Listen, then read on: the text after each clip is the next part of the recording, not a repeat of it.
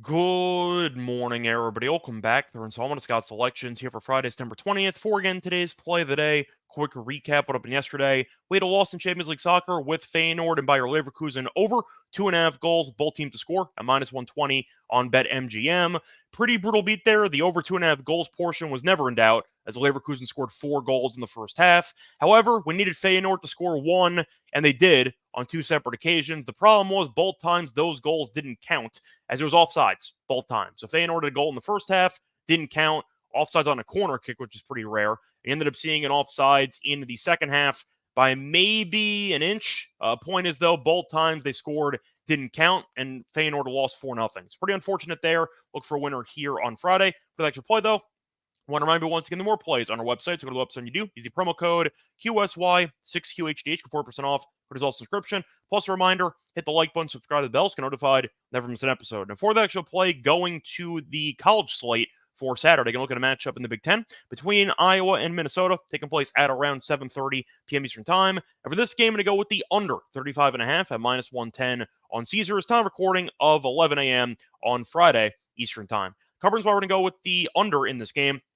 First of all, I am aware that the total is pretty low at 35.5, but with Iowa and Minnesota, we have seen totals in the mid 30s before, and most of the time they do go under. Big reason, both teams are good defensively. They drain a bunch of clock, and both teams offensively are usually not that great. Now, Minnesota's defense has been great this season, as they have not allowed a point in 8 straight quarters, back-to-back shutouts. So I do think you're looking at a defense that is pretty solid, that should look good against Iowa's offense. And you're looking at Minnesota allowing the 8th fewest yards per game, while Iowa's allowing the 41st fewest yards per game. So both teams, once again, defensively have been solid.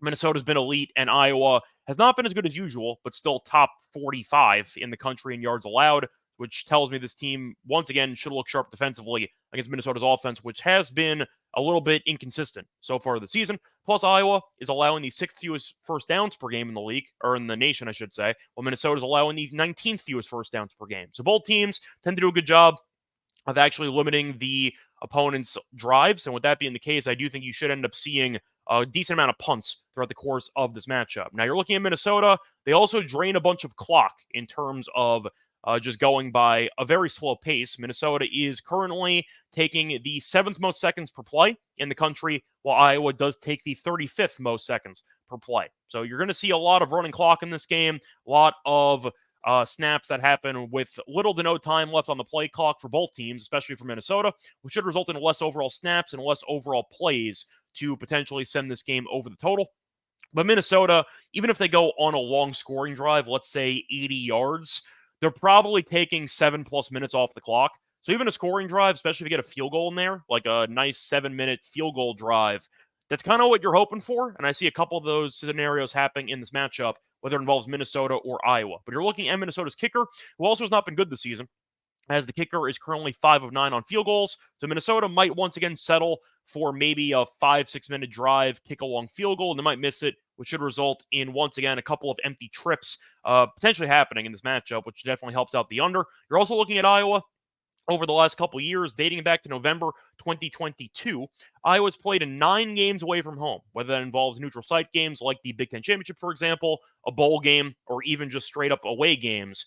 Each of those 9 games have had less than 36 points. In other words, Iowa's offense tends to not travel well on the road, and you are looking at the defense still being solid no matter where they go. So with that being the case, Iowa does have a decent trend lasting about 2 years or so, where Iowa's road games or neutral site games tend to be low scoring, and I see that happening once again here on Saturday. Plus, each of the last 2 meetings have been absolute rock fights that have not been close to this number. Each of the last 2 meetings between these teams finished with less than 24 points. Saw a 12-10 final and a 13-10 final. So once again, these teams, when they get together, tends to be ugly, and I see that happening once again here on Saturday. But you're going to give me a defense that has not allowed a point in 8 straight quarters playing at home, a team that is allowing the 8th fewest yards per game against a defense that's allowing basically a top 40 in terms of yards allowed. So I think you're looking at, once again, another ugly game offensively for both teams. You're looking at Minnesota and Iowa taking a lot of time per snap. Minnesota should drain a bunch of play clock per play. And with that being the case, I see a lot of running clock and a lot of very ugly drives and a lot of time-consuming drives whenever those actually do happen. So I do think you're going to end up seeing a pretty ugly game here. 35.5 sounds low, but conceptually, do you actually I'd say guarantee that there will be 5+ touchdowns scored between these teams.